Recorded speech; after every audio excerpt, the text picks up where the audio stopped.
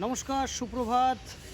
আজ এক অনন্য ভালো লাগা নিয়ে উপস্থিত হয়েছি শ্রদ্ধেয় বিমল মজুমদার। বিমল মজুমদার মহাশয়ের সাথে।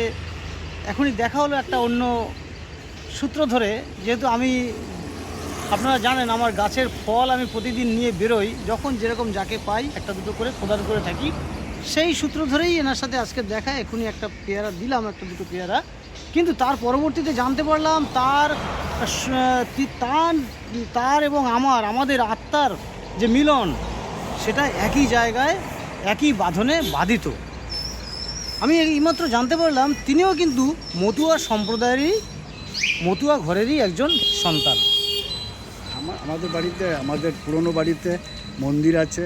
বাবা মা যখন ছিল বড় বড় মহোৎসব হতো, প্রায় 5,000 লোক 4 দিন পর্যন্ত আসতো, খাওয়া দাওয়া করতো, থাকতো, গান কীর্তন হতো। আমরা হচ্ছি মণি ঘোষার শিষ্য। আমি, আমার দাদা, ছোট ভাই, আমার ফ্যামিলি মণি ঘোষার শিষ্য। বাবা ছিল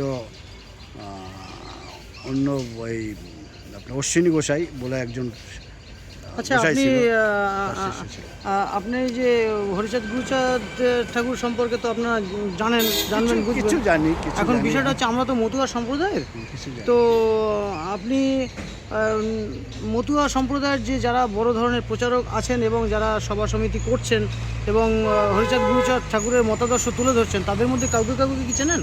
আমি অনেককেই চিনি, কিন্তু ব্যাপারটা সত্যি কথা বলতে আমি কর্মব্যস্তর জন্য আমি আপনাকে বলছি, কর্মব্যস্তর জন্য সকলের সঙ্গে যোগাযোগ রাখতে পারি না। মোটামুটি সকলে চিনি এবং অনেকেই আমার বাড়িতে গেছে, আমাদের দেশের বাড়িতে গেছে, আমার বাড়িতে মানে ওখানে আর না, এখানে আরেকটা বাড়ি, এখানে একটা বাড়ি আছে, এই বেদবাড়িয়া বলে একটা জায়গা আছে। আচ্ছা, ক্যানিংয়ের বেদবাড়িয়া বলে ওখানে বড় বাড়ি আছে আমাদের।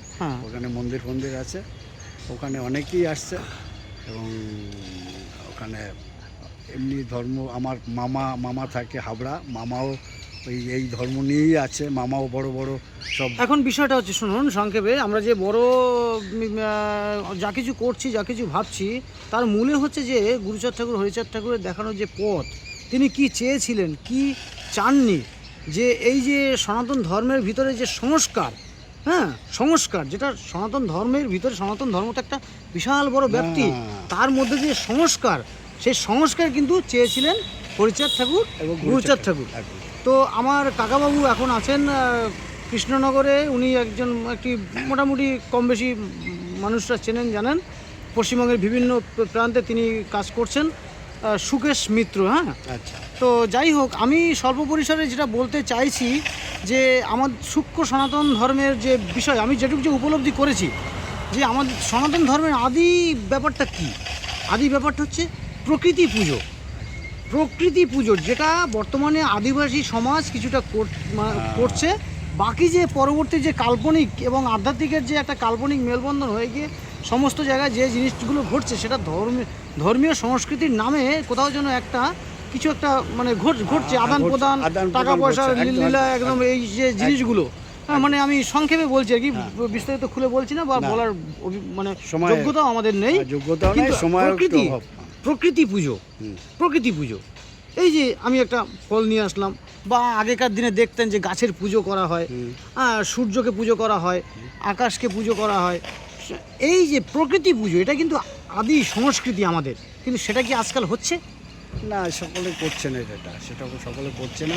তারপরে কোন জায়গায় গেলে চাঁদা তোলা যাবে, কোন জায়গায় গেলে খাওয়া যাবে, কোন পুজোটা করলে গেলে মদ ফদ খাওয়া যাবে, ঘোরাঘুরি করা যাবে, ফুর্তি করা যাবে, এটা কিন্তু হরিচাঁদ গুরুচাঁদ ঠাকুর চাননি।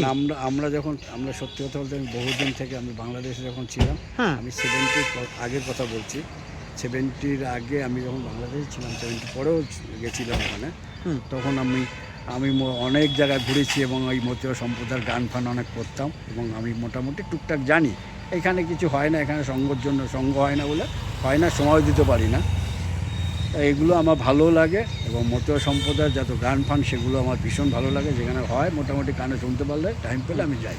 আর একটা বিষয় হচ্ছে, এখানে একটা আশ্রম আছে আমাদের রবীন্দ্রপল্লীতে, একটা হরিচাঁদ ঠাকুরের একটা আশ্রম আছে, ওখানকার ভিতরে 55 গ্রামে, ওখানে আমি যুক্ত। 55 গ্রামে আমার ভাইজির বাড়ি, ওখানে এসেছিলেন কাকু আমার। ওরা ওইখানে ওরা বড় করে ইটি করে। আর 55 গ্রামে আমাকে প্রচুর লোক চেনে। আচ্ছা, আরেকটা বিষয় আমি বলছি, আপনি যেহেতু চলাফেরা করছেন আপনি এটা বলবেন, আমিও বলছি মিডিয়ার মাধ্যমে, যে হরিচাঁদ গুরুচাঁদ ঠাকুরের যে বসত ভিটে এবং যে জায়গা থেকে শুরু হয়েছিল তার আন্দোলন, এই দুই ভারতবর্ষের বুকে তিনি যে শিক্ষার আলো দেখাতে চেয়েছেন, তৎকালীন সময় তিনি প্রায় 4000 স্কুল করেছিল ভারত বাংলাদেশ মিলে।